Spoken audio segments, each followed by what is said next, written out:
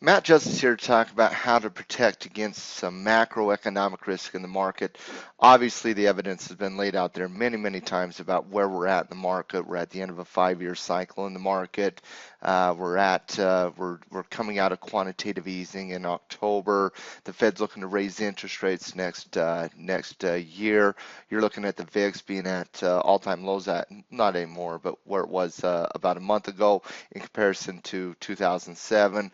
Mergers and acquisitions are at the high point since 2007. I mean, literally, the evidence that we are approaching the end of a marketplace is very vast. There are so many commonalities, and so the question for me right now is not whether or not we will go into another bear market. I absolutely, certainly believe we will. There's a question of timing. There's a question of when, and there's a question of how bad it's going to be.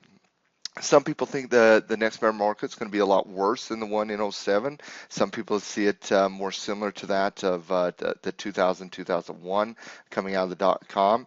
The real answer is we don't know. You know, it could be 20, 30%, it could be 50, 60%, it could be worse than subprime, it could be worse than dot-com. We don't know. We do not know when, we do not know how bad it is. What we do know and what I do believe is that we will have another bear market coming fairly is that we will have another bear market coming fairly soon within the next year or so is what I kind of project out there. Well, one of the ways that I've been kind of handling it from a trading perspective is looking at the Russell 2000 here. And the reason I've been looking at the Russell 2000 is because when you look at the other major indexes out here, yeah, we have some slowing momentum in the Dow Jones, in the Nasdaq Composite here. We certainly have some slowing momentum there as well when you look at resistance levels kind of decreasing a little bit. In the S&P 500, we haven't seen slowing momentum. In fact, it's really strong right now in the S&P 500. But in the Russell 2000 has not been very strong. It's actually very weak right now. You've already kind of double topped in terms of the reversal. You have slowing momentum. You have the double top. You almost had the double bottom forming the M formation. Some people actually consider that to be an M formation. And you're also starting a little bit of the kiss of death right here.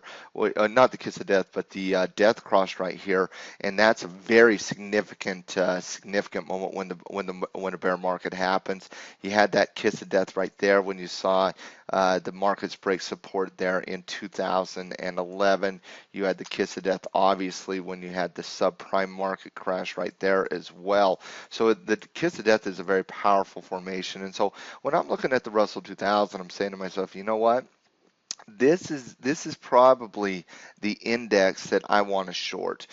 Small and mid cap stocks has been very weak. So what I have personally been doing in my trading to prepare to guard against whatever the macro risk is out there is looking at the Russell 2000. I started doing it back here with the lower lows right there. So once we had a double top on the daily chart, I started shorting the Russell 2000, and I've been doing it with the ETF IWM, which is the iShares Russell 2000.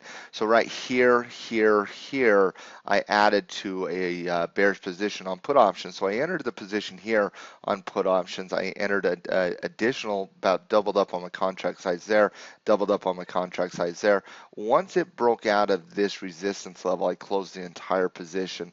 So although this trade right here was not successful, it was 1/3 of the total position, these two trades were very successful on this little short-term downward. So, you know, if it ain't broke, don't fix it, right? So once again, I added to the position once again. So I'm net zero in terms of contracts. I added to the position here, held, and I'm holding the entire thing as it goes down. Added here, and I've added here once again.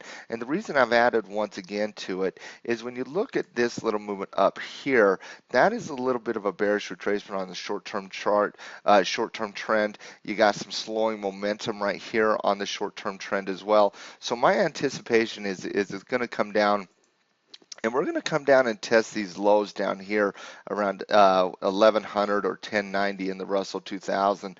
So and my anticipation is it's going to at least test those levels. And if it does, you can make a little bit of coin in that capacity. And if it ever does end up breaking the actual support level on the weekly chart, you already have a position size that you're profitable in that you can treat a little bit more aggressively. And if it ever does break on that weekly chart there at about, I would say I'd put it right at 1100, a strong little breakdown, maybe 20-point breakdown at 1100, come down under to about 1080.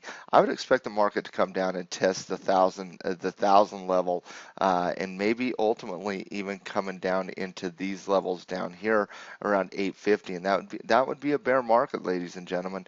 Not to the subprime level or what or not to the .com level, but it certainly would be a bear market, and that's kind of what my expectation is. That's kind of how I'm treating it.